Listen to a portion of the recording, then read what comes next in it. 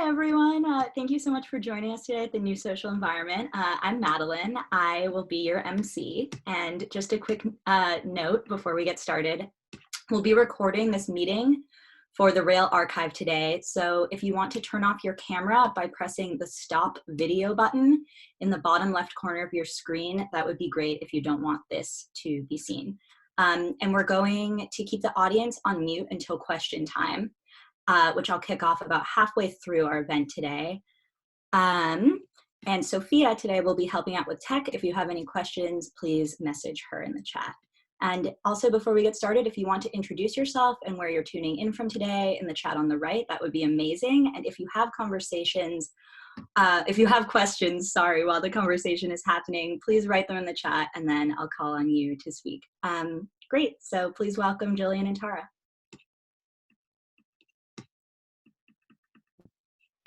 Thank you, Madeline, and the whole Rail team for organizing these conversations. They've been really a joy in this moment where we're all not together.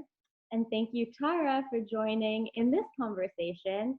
As some of you know, Tara is a curator of performance and public practice at the Museum of Contemporary Art Chicago. She's also a PhD candidate in performance studies at NYU.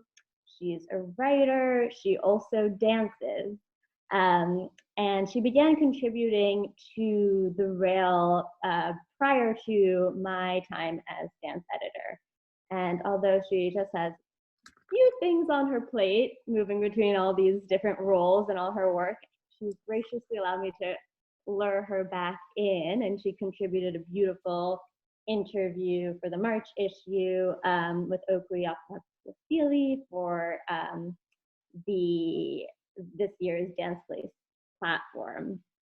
So welcome, Tara. And I wanted to first ask about, with all these different hats that you wear and all your work supporting different artists in many different ways, how you carve out time for your own dance practice and how that might inform the work you're doing off stage and behind the scenes.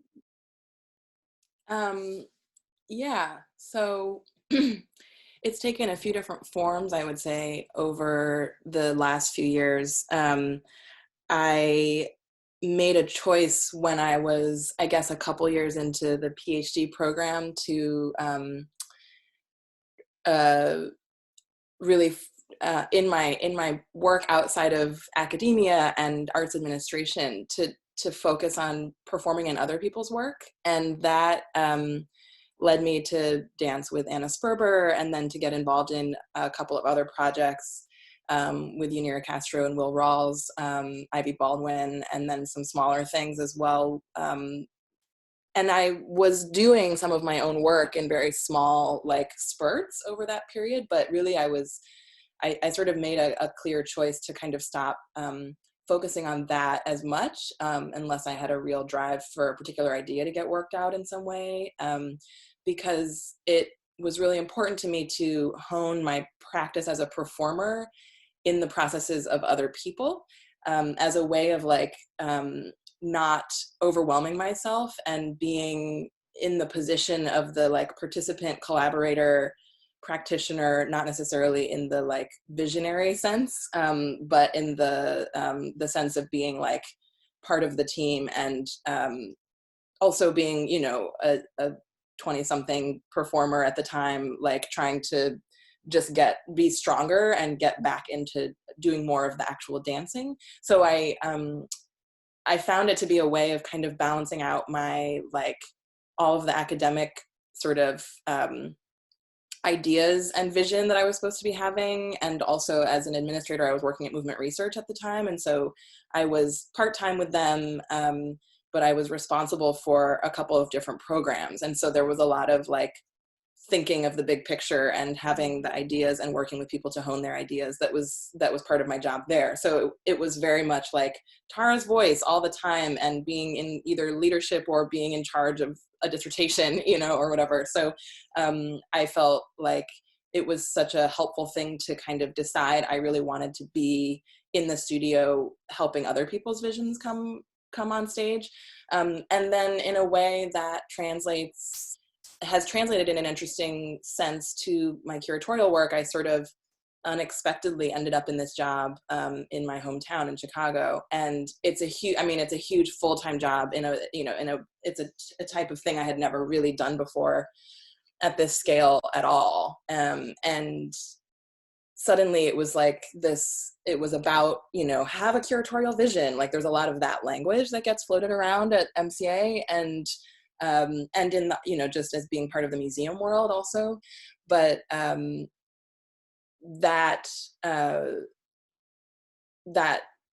of those projects that I was working on as a performer carried over, and I continued to be part of them as they started to tour or have further development.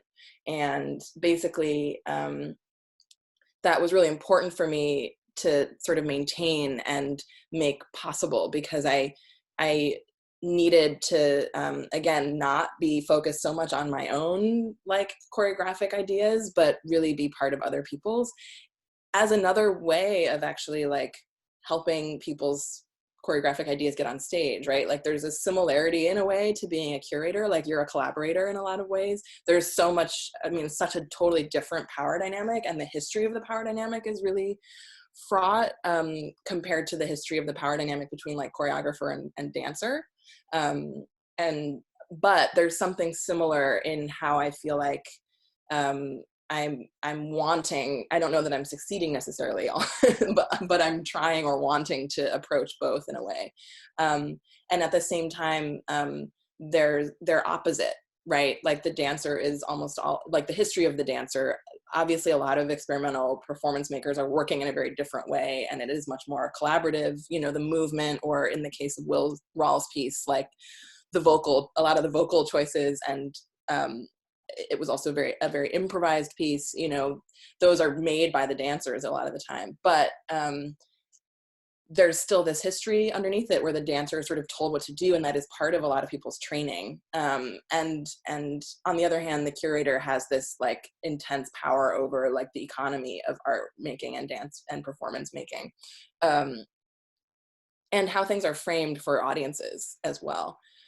But I feel like it's actually really been important to me to have these two practices that are on sort of the opposite side of the spectrum from each other, because it's not just about like having humility when I'm a curator and having sort of a bigger picture perspective when I'm in the studio as a dancer, but it's actually, they feed each other in really interesting ways. And it's also, I feel like when I'm in the curatorial space and with the power that I'm able to have, and in terms of accessing certain rooms and certain conversations and I'm representing the dancer more than I'm representing the choreographer a lot of the time in terms of my own practice.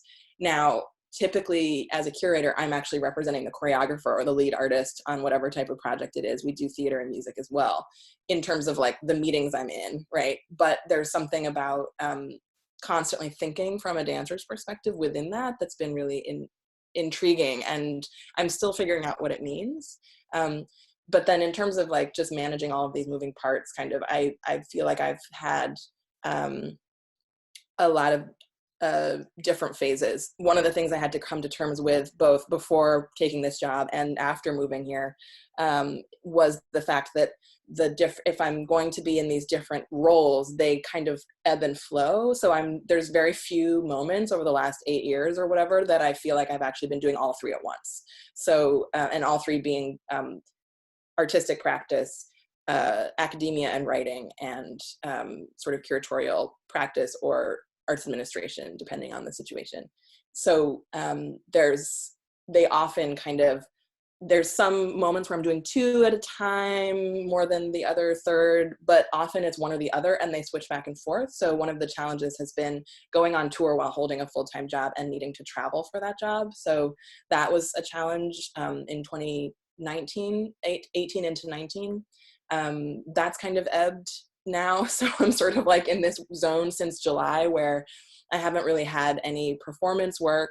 I'm still getting my footing in Chicago and figuring out what I want to be doing. I'm also realizing that maybe I do need to sort of switch back to making work a little bit more in order to uh, fulfill that creative side of myself now that I have a different dance network here and I'm still figuring it out, developing it. So, you know, I was just very lucky to have this big move happen in the middle of projects that I was already working on, and to be able to sort of actually ask, like, defend to my job when I took the job that I needed to continue to finish out those projects. You know, if they wanted someone who was involved in all these different areas of the field, they needed to like help me make that happen. So yeah, it's like an ongoing, forever work in progress. Well, it seems like you're navigating it in a very thoughtful way and shifting, you know, maybe not seamlessly at all times, but still negotiating the different roles and responsibilities and relations. And you mentioned Will Rowell's piece, which is called What Remains, and it was a collaboration with the poet Claudia Rankine, and it was performed at Dance Space in New York. I wrote about it and saw you perform in it.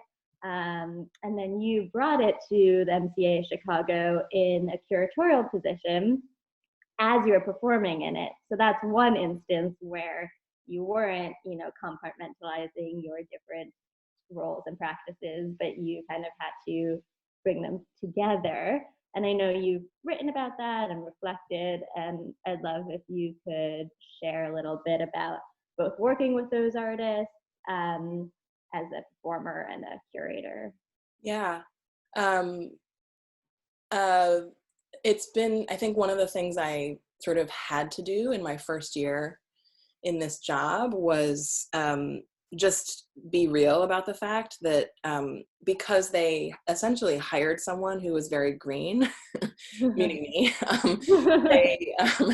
they, you know, I mean, the MCA has had a performing arts program of some kind since its founding. It's not really in the boat of some of the museums out there that are like starting to do performance in the last several years. And that program really existed in a theater since the mid-90s. So it's a little bit, you know, different than many other contemporary art centers that have focused on visual art. So I was entering into a situation where I was working with a team that had been there and doing this for ages. And so there was a reality check that I had to do with myself about, and with a bunch of guidance from different people, both coworkers and outside of the MCA, that my reality was that my network consisted not only of people in arts administration and curation, but also that the reality was it consisted of people who were dancers and choreographers and makers and performance artists. It consisted of people who were academics and scholars and writers. So, and it also was very limited to New York at the time. I grew up in Chicago, but I hadn't lived here for like 12 years. So my like adulthood had been in New York and my dance network was in New York. And I had certainly been branching out because of academia, actually, to, you know, be asked to sort of guest speak in different spaces outside of it. But it was really through that university network more so than anything else. So I had to really just recognize and acknowledge that those lines that are usually between, which I think are actually quite valuable in some cases, between, you know, curator and artist, scholar and the subject, right, or the object of their study or whatever, like all of those lines actually like are very complicated when it gets into navigating real life relations and interactions and relationships, right? And because my sort of network was limited in certain ways, and also I, you know, was just young and am just young, right? Like in this career as a curator, this was my first job, like full-time job period ever, but also my first job being a curator responsible for a year-round program rather than sort of one-off festivals or individual projects. So so that reality sunk in, and I basically decided that I needed to use the network I had. And part of what a curator does, you know, especially if you're starting out new, is work with what you got and like work with the relationships you've got. You know, I think it's really important to me to, even if I'm not going to have a super deep relationship necessarily with every artist I work with or program, there is like, I want to, in order to balance out not only the content and the frame for a series of performances, it's also about balancing out what the working dynamic is going to be across 8 performances or projects. And so if there's an artist that's really going to demand a lot, not in the sense of their personality, but the project demands a lot, right? I have to balance that out with projects that are going to be a little less complex and difficult for the team. Sometimes that manifests in the type of venue I'm in programming projects that are like a touring project that exists already and it just comes, and it's about nuancing that relationship with audiences rather than like trying to build something together with the artist and, you know, like elaborate engagement activities and elaborate production development and all that. Like, and then that allows me to do those more elaborate projects that require more hands-on work. So, I mean, that's a super oversimplified way of putting it, but so I don't know how I got on this topic. Anyway, so that figuring out that balance and learning all of that in that first year, I also realized that I was inevitably, because of just the limitations on who I knew and what projects I was aware of and could trust, because in that first, being new to it, you want to work with projects that are not going to be totally like left field, and you understand what they are so you can do it well and learn from that. That was really important to me as well, so that I made sure that first round of that first season, I knew I could do it well. And because I knew there was going to be stuff I was going to just mess up completely, right? So like, if you at least have a baseline. So I kind of got over that and accepted that I would know some of the artists I was working with. I realized also that this project with Will and Claudia that I was performing in was super relevant for Chicago in a lot of different ways. I was looking around the particular landscape of what was happening at that time, of what I was aware of happening at that time in terms of other shows. And this one, you know, I really like did some soul searching, and this one felt like the right fit for the balance of the season I was trying to create. And also with the other curator I was working with at that time, and the set of programs that I could handle, you know, like quite literally, logistically. At the same time, it was a super complicated, you know, of course, everything turns out to be bigger than you think it is, or more like complicated than you think it is. So in working with Will, with whom I had a good relationship, we realized that it needed to happen in the warehouse rather than in the theater, which brought a whole host of issues and meant that we needed to transplant basically all of this infrastructure that is sort of run-of-the-mill day-to-day. We're running a show at the MCA, but when you move it to a different building that doesn't have, you know, housekeeping there every day because it's an art storage warehouse, like basic things like that, like everything had to be scheduled. So it's really kudos to the team that, you know, was sort of supporting all of that happening, which is, I think, you know, I was saying to you yesterday, Gillian, that it would take a lot for me to do it again with a different project, because it's incredibly difficult to be, you know, there was a moment where you have to hand it off, right? Because you have to be in rehearsal. So it's incredibly difficult. I wouldn't necessarily recommend it, but I also wouldn't dissuade someone. I would give them the questions that I asked myself, and then some other ones I wish I had asked myself, to ask themselves before they started. The other thing that felt really important to me about that project was to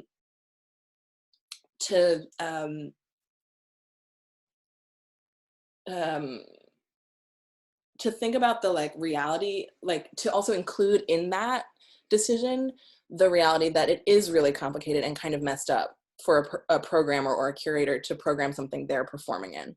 And for that to be part of the like grappling with that head on, to be part of the reason for doing it, or the decision making. None of the decisions that you make ever as a programmer are like fully, like every single aspect of it goes exactly how you want, and or like even you know, there's all these things about the institution that affect the decisions you ultimately make. So none of them are like, if I was curating in a vacuum, like this is not what that would look like. So so I was thinking through, you know, what it typically looks like for someone to program their own work. And I was hard pressed to find many folks in my knowledge who were not white men doing that. I mean, Bill T. Jones might be an example of someone who's not in that, but you know, there's all kinds of specificities to that situation. And that was a pre-existing institution also, Dance Theater Workshop. So, you know, and I think the place I see it happen most often, and this is not at all, I don't necessarily in and of itself see it as a problem, this format, but, you know, I see theater companies that exist, have a director or artistic director of some kind, and have a space that also does other kinds of programming, right? So that model exists. But it was just interesting to think about that I don't know much, there's not tons of examples of that happening for Black women. And also that I was not the choreographer, right? So it's not actually about me being the author and having my authorial voice present in the program that I was co-curating then. It was more about, what does it mean to actually try this? You know, like this is not necessarily like, I think it should be like this, and we should be able to do projects we're involved in whenever we curate. And like, this is just a statement about being an artist and a curator. And like, we should all be able to do whatever we want. It's not that at all. It's really about being thoughtful about how those different roles play out actually, not only in my life, but in the field. And I just walk around this field and I see so many women of color wearing 25 different hats at a time. And a lot of those hats are not considered to be professional like hats also, but they're totally vital to the field, or like are not actually compensated, et cetera. So, you know, I mean, and I like, you know, for example, I love movement research till the day I die, right? But also I was in charge of the diversity initiatives there, partly because I was the diversity on the team. So I had no training, right? But I had to go figure out, like, what do you do to create, you know, a program in an institution that needs to be doing diversity trainings, essentially, right? And I basically outsourced it and found the expert, tried to figure out how to, you know, get the folks in the room that needed to be in the room. But that is a kind of labor I never like set out to do, right? It matters to me, and so I was thrilled to do it, but it also was not like part of my job description until it was part of my job description later, right? So there's all these kinds of moments. Yeah, sorry, that was like super long-winded version of what you asked me. No, I mean, I feel like each role that you played touches upon so many other dynamics in all of the work that you're doing and the way you're thinking through it and relating to people. I did want to just ask you, for those who didn't see the performance or not familiar, maybe just for like a sentence or so, description of what remains and the ideas behind that. Mm-hmm.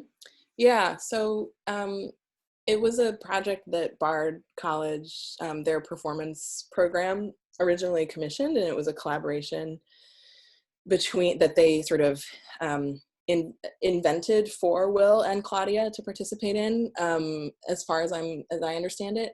But it turned out to be really, really fabulous. I mean, we did a version of it that then we rehashed later into a whole new version of it that got to tour to Dance Space and Walker and various other places. But in that initial version, it was more about surveillance and surveillance of Black bodies. We started working on it in 2016. So it was really, you know, Black Lives Matter was really still quite hot and heavy at that time. And Will was asking this first question about, you know, there was so much mourning that was very specifically about Black men often. And what does it mean to actually make a piece about that mourning that's featuring 3 Black women in a kind of chorus or, you know, dream girls scenario of some kind, but also that is not necessarily just putting forth their mourning for other subjects, but actually is about the like lived experience of this sort of racial curtailment in society that happens.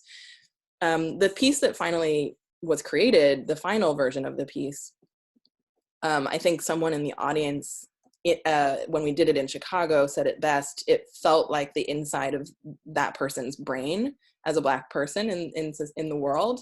So it was very sort of nebulous in a lot of moments. There was a lot of text and language, but a lot of the text is swallowed in different ways. So it's not like we are reciting Claudia Rankine's poetry, you know, like, but however, the layers of rehearsal and work that was done over the course of that process, her poetry is fully underneath it. You just can't hear a lot of it in the form of words. So it was really an exercise in sound and voice and language alongside the body and physicality.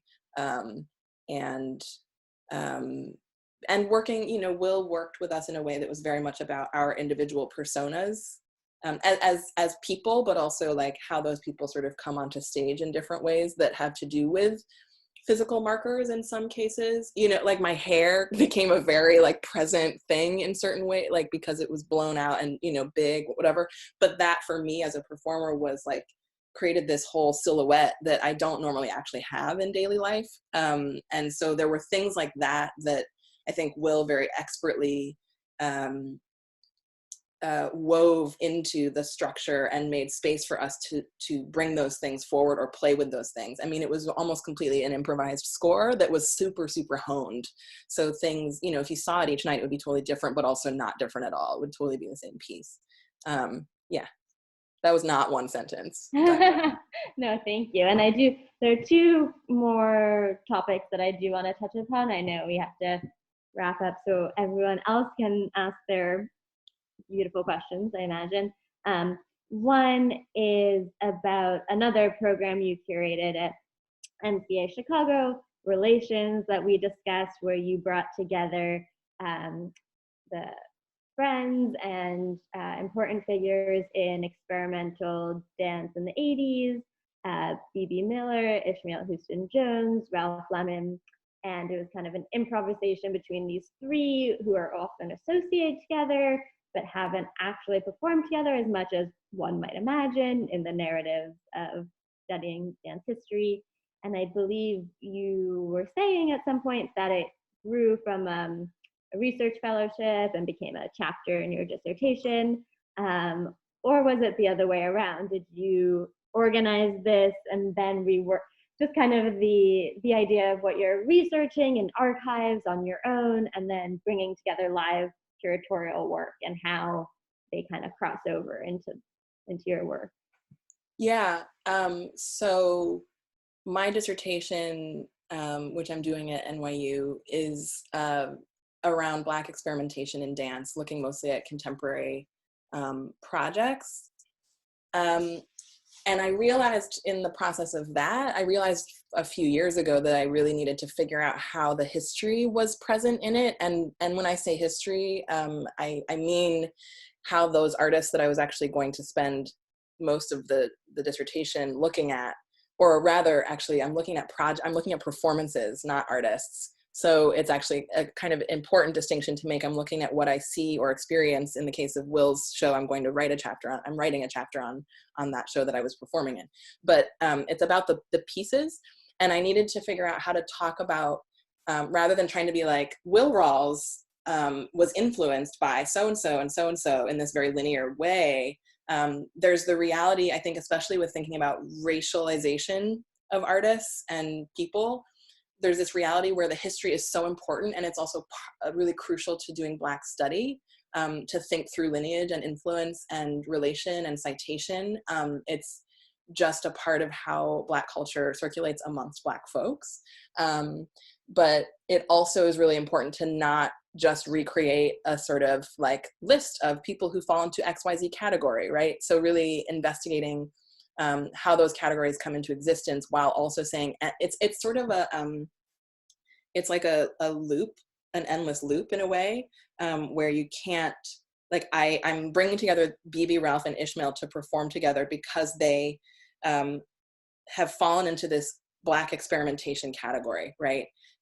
But by doing that, I'm making them into the Black experimental dance, like, you know, idols of some kind or something, you know, so it's that loop. And and so in order to like exist in that loop, which I think it's both a real loop, like it's important for us to just acknowledge that those sort of forms of representation have also affected the way people relate to each other. And so Ralph, Bibi, and Ishmael are the perfect example, right? There's a reality that in the 80s they were, and through the 90s, were thrown into a category together as young choreographers in their sort of earlier days in New York, that Ishmael partly created by doing the Parallels platform at Dance Space Project, but also that was a response to the situation around them at the time, right?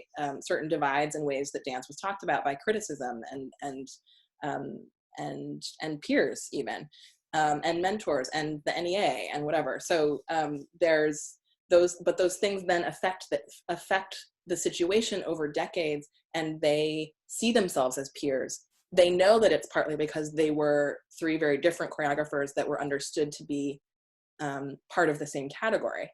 But it also has built a relationship that exists across, Bibi's been, was living somewhere else for a long time, like that exists across all these different changes their lives have gone through. They have had different moments of collaboration or deep contact besides that early platform Parallels project, but there's something deeper, and there is, and so it's like my job to figure out and weave and parse through, how can I talk about the aspects of that I experience also, not just that are like for the history books, but that are like me as a young Black artist, young Black writer, looking back and looking for mentors or looking for examples of how it's been done, right?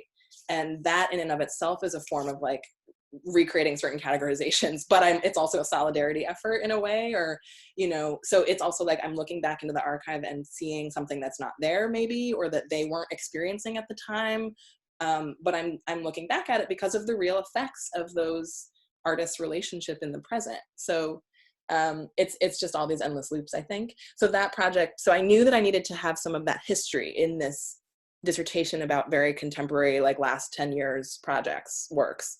The question was for me how to do it, and I didn't want to just like have a chapter that was like, here's the historical chapter, you know what I mean? Like, so I felt if I did that, I would just be recreating the kind of list of like, it's Ralph and Bibi and Ishmael and and Bill T and Blondell Cummings and whoever. And there's a certain amount of that that's unavoidable, I find, but it's been a real turn of events to be able to do this project then as a way of investigating through practice and through improvisation with people who are sort of part of that quote unquote legacy, right? That is about the practice rather than about the like trying to bring together all of the places that their names were ever mentioned in a book, before.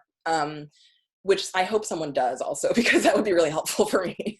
But yeah, so that capacity to write in a different way because of that curatorial project, and to be able to now I had a dance research fellowship at the New York Library for the Performing Arts this past summer and fall, and at the Jerome Robbins Dance Division, just to like cite my sources. And I was able to really look into the Dance Theater Workshop archives, as well as PS 122 and all of these, reviews that were happening in the 80s and 90s, really looking around these three figures and thinking about their pasts in relationship to the present, and this era in which they were circulating in similar but adjacent circles. So it sort of went dissertation in a general sense, and then this curatorial project as a way to investigate the dissertation, and then back to the dissertation through the archive. Thank you. Yeah, it seems like there's all these feedback loops reinforming one another and kind of going against the categories that have been established in the canon, but also embracing them and seeing why they've been created and these relations have been made. We are going to open up to the Q&A, but before we do that, I did just want to touch upon this moment where we are all isolated at home. The world's theaters have gone dark, and I've been seeing a lot of at-home broadcasts of art. yours have particularly brought me some joy on your Instagram, where you've been doing these living room improvs, and I think we can share them through the chat or later on. And I just wanted you to say a couple words right before we open it up to everyone else about in our current moment of this pandemic and separation, how you were moved to make these videos, and what you see other artists doing as a way to find comfort or insight into crisis and supporting artists right now who are, not performing in front of audiences. Yeah, I mean, oh, there's so much, but also like nothing, I think the videos I've been doing kind of come out of a years long practice I have with myself and with some dancers I was working with, Anna Adams Stark and Jasmine Hearn, when I was living in New York. It's a listening practice, and so it is something that connects really deeply with music, often soul music, and also somatic work, whatever. Anyway, I'm not going to go into all of that, but it's a practice that already existed. It's been in dormancy a lot because of my job and all the other things going on. But there's something interesting that's happening, and I don't mean this in the sense of to like recuperate any of what's going on right now, because it doesn't. Like, nothing recuperates what's going on right now. But there is a weird way where I feel like I'm actually dancing more now than I was over the last like 5 to 6 months, just because like what I do in a day is so different. And so there's a little bit of, when I'm not like just like crying on the couch or whatever, between things, like there is a choice that I can make to like walk into the next room and put a song on, or just like go do some online exercise video, like there's something like that's possible physically that isn't possible when you have to like show up at a place and be there all day and then come home and like collapse and try to like rest, by which I mean, watching TV or whatever it is that you do at the end of the day. So there's something about like crafting my time that I'm finding as like a respite at certain moments. And it's actually opened up the ability to understand my dancing aspect of my career, which feels like a tiny corner right now, as like integrated in a different way. It's helpful for me that I'm not doing Instagram stories for these, because I think I'm not quite ready to actually have an audience, like while I'm doing it, which I think is real, right? Like there's all these distinctions in the digital virtual world that we're gonna start being able to make more clearly. They've been there for a long time, but now that like everyone's using it all the time, I do think that like the distance between this Zoom right now and like you and me having this conversation yesterday, and like if we had recorded it and just posted it, that's a totally different format actually. And just like you perform differently if you have if you do a full run, right, in a very traditional proscenium theater of a show, but there's no audience, it's totally different when you have an audience. And I'm not saying it's anywhere close to the live, but there is all these different little distinctions in platforms and formats, and is there someone watching, is there not, who's watching, who's not, how vastly are we connecting? There's also something beautiful when I'm like, occasionally I've done like a ballet bar. I don't know who the teacher is. It's just some guy on the internet, right? But he's doing it live on Instagram. And I'm like looking at the number of people, and I'm just like, I have never taken a ballet class with 300 people before. Like, this is crazy. I'm sure they're from all over the world, so there is something kind of beautiful in that aspect. Again, not recuperative at all. I also am like fully Zoom fatigued already, and it's like we're not even halfway there as far as I can tell in Chicago. So yeah, so I don't know, I think one of the things I'm concerned about and haven't really figured out how to think through fully is monetization. I think there's a lot of work where we've all been in these last couple of weeks scrambling to make art continue to exist and discourse continue to exist. And like, when are we going to start clearly seeing, I think, my job at MCA, we're paying certain artists to do digital platforms. Thankfully, everybody understands that as something that deserves pay, but right, there's like all these platforms that people are getting asked to do stuff, and it's great because they're occupied and sharing their work and connecting and all of that, but also like, when do we start seeing this as a gig, you know, just like we saw a gig as a gig in like real time, you know? So, you know, what happens when all of these major opera houses and theaters and whatever who are sharing their full performances digitally, take it down right at the end? So what does the world look like at that moment of making a choice to sort of operate differently? Or is there a degree to which, and I think this dovetails also with like sort of accessibility and disability art politics also, of like, is there a degree to which programs now become partly digital? Like, do we start live streaming everything? Or, you know, do we see a program as jointly live streamed and live? I don't know, like, what is that gonna look like? So I think this is the time to kind of foment those plans. Yeah. Thank you so much. I guess we'll do the Q&A. So I'll turn it over to Madeline to. Yes. Thank you guys so much. That was so lovely. And I'm really excited to get into this Q&A because I see some incredible questions in the chat. So I'll just go in the questions in the order that they were received, and I'll unmute people individually. So first up, we have Nanchetta, if you want to ask your question. Sure. Can you guys hear me? Cool. Tara, it was very inspirational to hear all of the different facets in your artistic practice, from being a dancer to a curator and kind of everything in between. And what I've kind of come to a conclusion is that the way you kind of navigate your process is like an endless jive between history, improvisation, and empathy a lot. And you kind of like utilize this in different ways through the different roles that you play. And my question is do you find that process generative as a choreographer, and then pulling in these different facets from these different roles and sort of rethinking and reapplying them in different ways? Yeah, that's an interesting question. I think I'm still figuring it out. You know, I tend to my personality is such that I tend to try to keep things quite separate at the beginning so I can really figure out the parameters of each one, especially when I'm learning a new space or a new situation.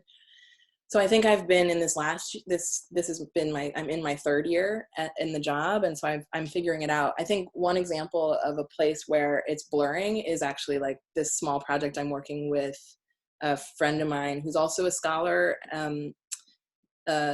of dance and performance, Jamie Sheeran Cohen, who is, you know, has performed a bit and writes about dance in a way that's very different from his scholarly work. So has some similar relationship to multiple hats. But we've been working on a little project where we curated a group of 5 artists, did a residency with them to work through some ideas around this space between performance and writing. And now we're trying to work on a book project with them on, you know, we're trying to figure out what the idea for the book project will look like. And so that conversation that I'm having with Jamie, which is not, you know, it's curatorial and it kind of brings together all 3 of these aspects. So I feel like it's generative in those moments where I'm figuring out how to actually balance or bring all the 3 of the skills into the same room. Because on that residency, we really Jamie and I were in the curator moderator role, but we were also like rolling around in the studio with everybody and writing, you know? So I feel like I'm trying to figure out where to craft those sort of hinge points or, you know, junctions where they kind of cross. Yeah, so I think it's a learning, like I'm still on the learning curve with it. I do see one or the other influencing another thing, you know, like I sort of see it going less in all 3 directions at once often, and more like between being a dancer that influences how I think about curation and, you know, and certainly, I mean, I really appreciate that you said empathy, because I know that that's part of what that like muscle that I'm exercising all the time, but I also don't often like say that in my brain. So I appreciate that.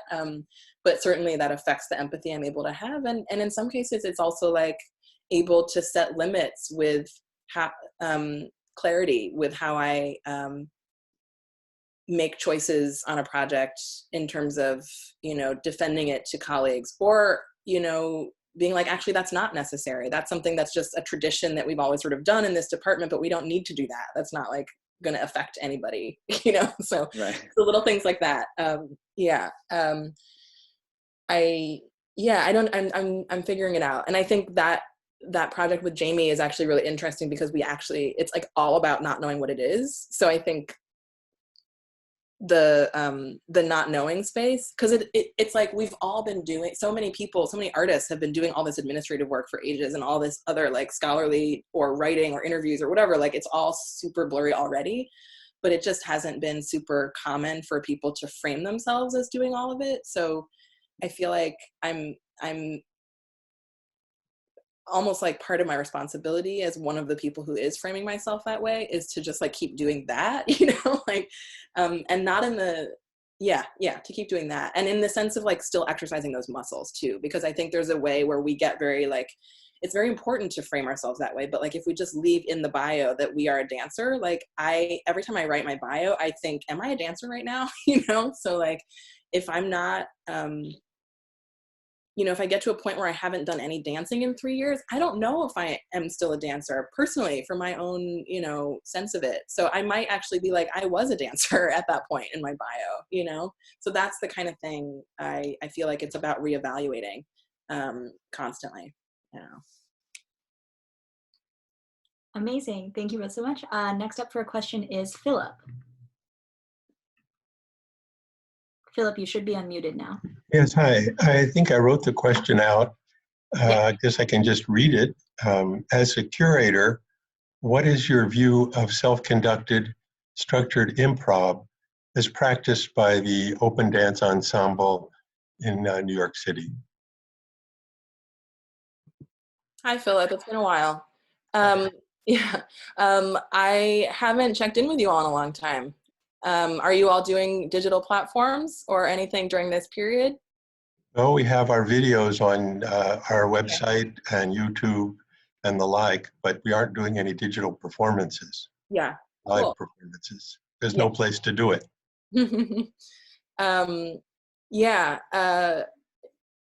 I haven't, it's been a long time. I haven't seen what you all are working on, I think probably in several years. So I don't know if I can be an educated answer of that question. But thank you for sharing the link with everyone. I hope everyone can see that.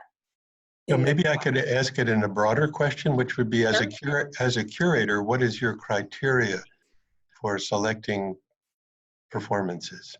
Yeah, there's a lot of different ones, and it really depends on the situation. I am largely responsible for programming a series of performance.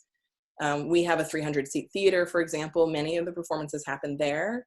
And we also have other spaces in the building that are used, and other program platforms that I sometimes have a part in because I'm part of this performance and public practice department.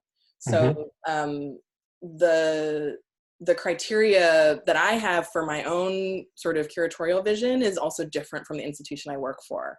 So I am doing my best at all times to kind of weave those two together and think about what projects will make sense for Chicago audiences very specifically. I see it as my job to stay very tuned into that, but also think about what's relevant on the national scene, what's relevant in the global scene, and stay attuned to that as well, and sort of provide a balance. MCA is one of just a few spaces in Chicago. Because we're Chicago, we have such a huge, rich art scene, but it's also like there's less literal sort of theater spaces than New York. So we, MCA is one of the few that's bringing a real range of productions. And often it is, in terms of performance, it is productions that are covering dance, theater, and music, interdisciplinary work, and, a range from highly produced to very sort of smaller works in progress, sharing mostly by local artists. So, and also global, national, international, and local as well. So trying to balance all of those at all times is a real sort of challenge. And then at the same time to think about what are sort of my values and making sure those are core. So one of the core values I have is to always program majority artists of color. And so that's, you're gonna see that through the work I've done so far, and hopefully into perpetuity. And that means that when I'm thinking about work that's not being done by artists of color, I'm really thinking through all these other, criteria, and whether those artists that, whoever the lead artist is or whatever the project is really what it's going to really add in the balance with all these other projects that I've programmed. So it raises a lot of complicated questions a lot of times to have that as a core value for my curation.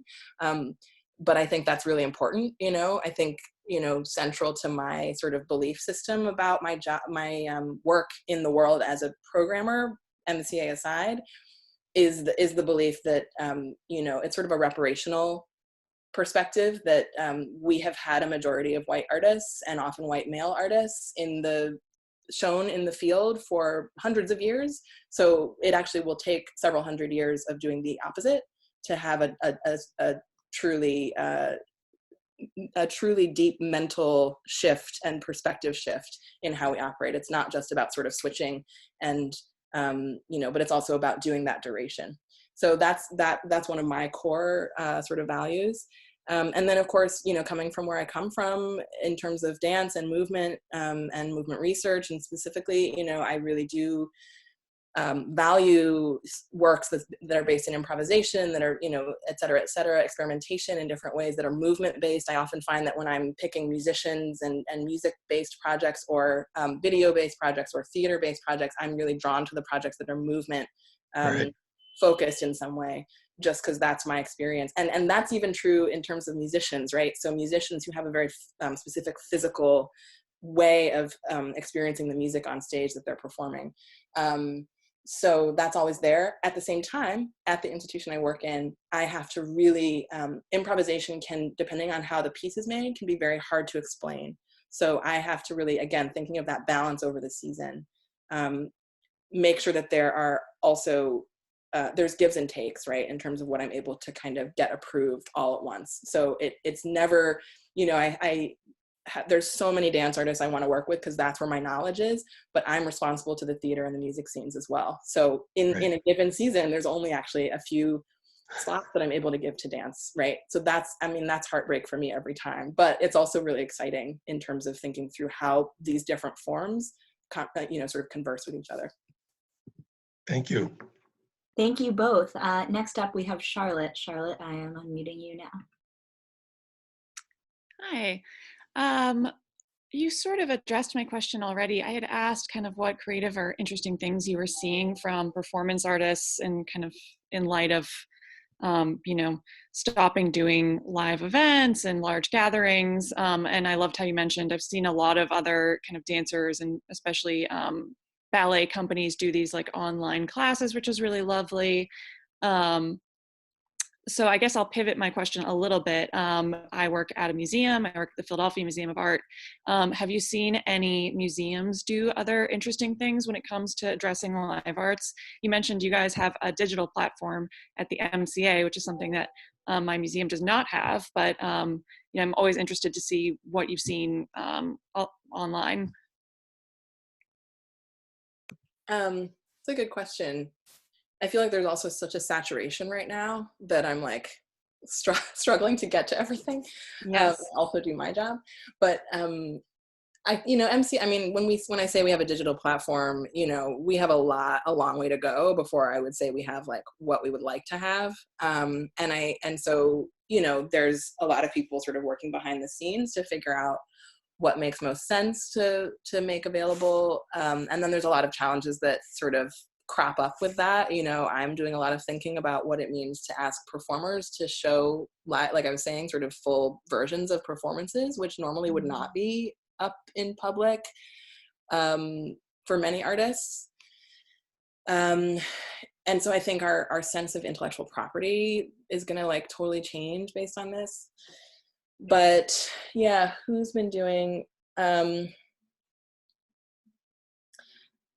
feel like one thing I like about our platform is that there's a range, right? So there's learning tools, there's hopefully, there's so many museums doing like virtual tour type things, which I don't know to what degree those were like created in the last month versus already existed. And then now they're just like, oh, finally we have a reason to actually share this with people, So I think that's an interesting space. But, you know, we have sort of microsites for old exhibitions, and there's not much on it yet, but it will start to build. But that balance across all the different types of programming we do is interesting to see, like how that's coming forward in the virtual sphere. I'm in a program that often, you know, feels sort of like the side program, even though, you know, especially the part of my program that I'm doing where it's like these very elaborate full productions often is not, there's like no way to construe that that's like explaining something about an exhibition a lot of time. You know, it is really, it stands on its own in some way. So that's always a concern of mine, is how the museums, how are these spaces that often have a ton of different types of things happening in them, and a ton of different types of work happening in them, and are geared, are not always geared to think through event-based work, how all the range exists online. And so yeah, so I don't know if I have an example for you of what I feel like is really working. I feel like I'm like more in the like aquarium feed zone with my like aquarium live cam No, zone. it's true, and everybody's posting so much content. And I think I'm sure you are also getting pressure to kind of like think of and creatively contribute online content, and it's like very much more complex. This is not suited to everyone. You can't just film something and share it. I totally agree. It's one of those things that want to tread lightly.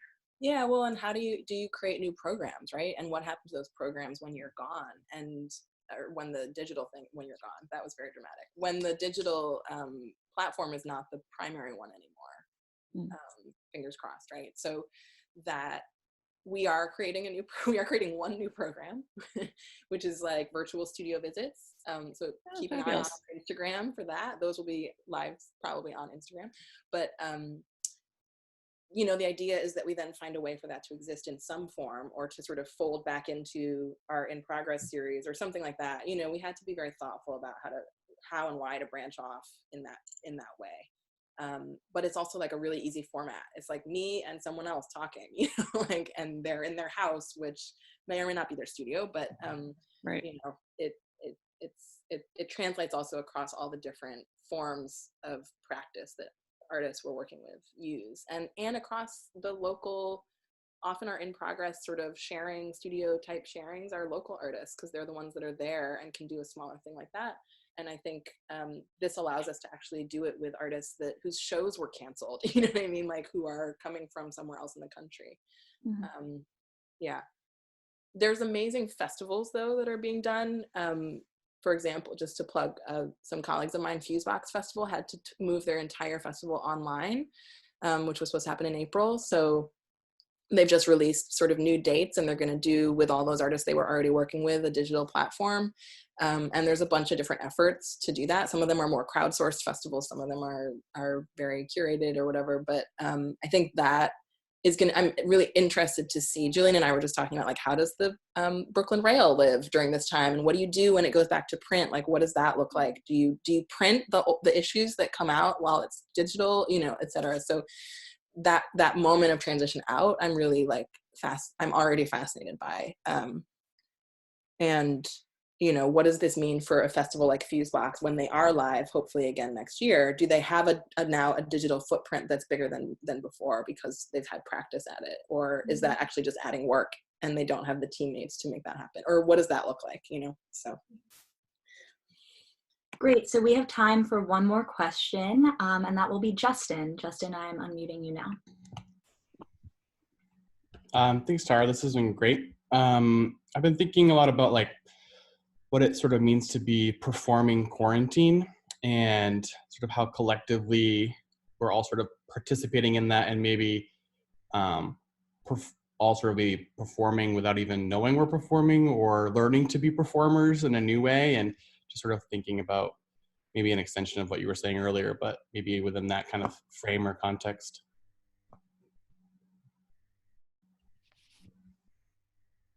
There's something really, I've been thinking a lot about like the spatial choreography of quarantine, and a friend of mine, I think Millie Cap, who's also a performance artist, said something really beautiful too about was it the sounds?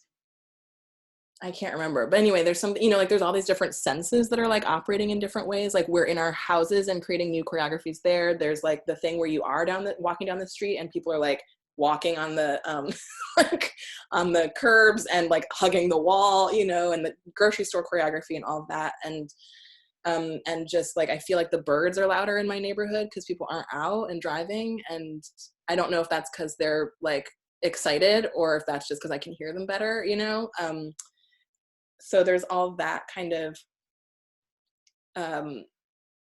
shift that's happening. And then there's the frame, right, of the screen that's like, and that was something I sort of meant to say earlier about my like Instagram dances that I've been doing, is like, I'm finding that like I'm needing to like get in a space with some sound and make moves, but actually, and there's the limits of that room that I'm in, and like I push the furniture aside, so it's not like a studio really, it's my dining room or my living room, but there's also the limits of the frame, and I'm going in and out of awareness of those limits, and then I look up and watch the video, and it's actually like a totally different dance than what I thought I was doing in my head, because in this part only my hand is visible or whatever, and so there's something really exciting about that as like a chance procedure almost, like and at the same time, I know that if I do this enough, I'll kind of understand where the frame falls on me and start choreographing within the frame. And then, of course, there's all the meetings I'm having, right? And there's like very real fatigue and the physical reality of like, I'm somehow like more in shape than I usually am because I'm doing like online videos all the time, but I'm also like not going anywhere. So there's some kind of like this, rather than like this energy, where I just feel like my hip is out of whack because I'm just standing at a desk and like squeezing on the subway. But now my hip is out of whack because I'm like strong and stable, but also like migrating this far, So I don't know. I mean, I don't have an answer, but I think it's something to like really deal with.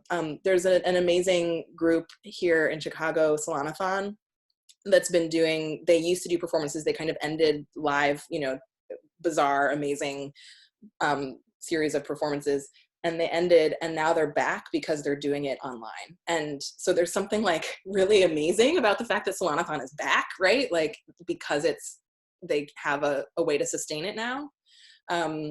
Again, nothing is worth it in this time, like this situation is not actually worth any of it, but still that's kind of a beautiful silver lining. And they're able to bring artists into it that have moved away from Chicago or that wouldn't physically be present. And so that's amazing, but also they're totally all working with the choreography of the screen and the difference between the vertical and the horizontal and all this stuff, and like what we do when we sit in front of our computers all day. So I think that's, it's very present. Check that out.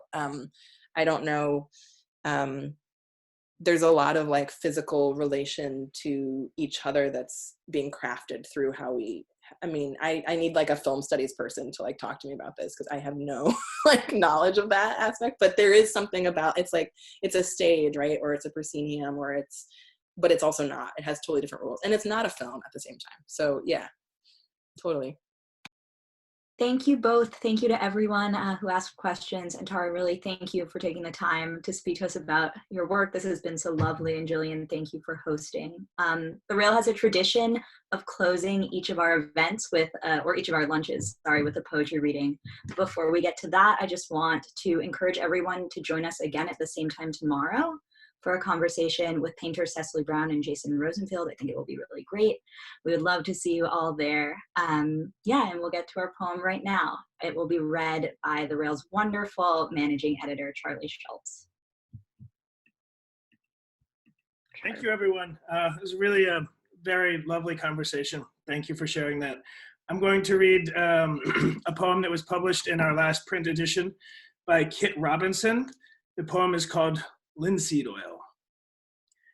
I'm John Ashbery.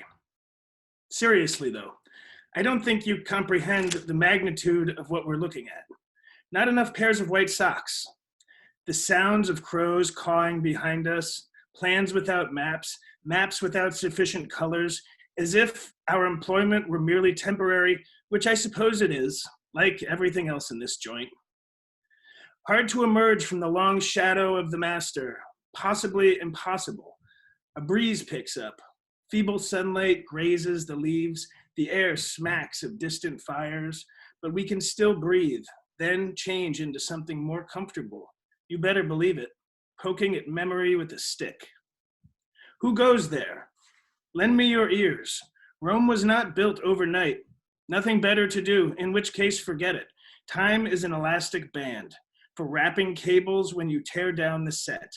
Easy to speak lightly of it later, hard to save while using.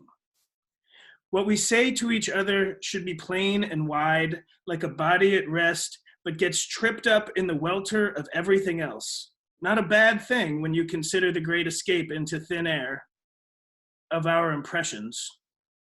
The wherewithal gets lost en route. The color of alphabet soup, soon everyone is picking favorites or pushing up daisies, as the case may be, as a case each of red and white vocabularies to be opened whenever the spirit moves one, early and often, or after they've all gone home. Thank you. Thank you, you guys. Thank you. Thank you so much, everyone. Thank you, Gillian. Thank you, Philip. Thank you for all the great questions. Thank you, and see you again soon. Bye, you guys. Thank you. Thank you all. Bye all. Bye, Catherine. Bye, Charlie. Bye, Sai. Bye, Jason. Bye, Nick. Bye, Yassi. Bye, Bye, Bye, Smoke. Bye, Slate. Bye, Philip. Thanks so much for joining us. Woo. Bye, Eleanor. Bye, Son.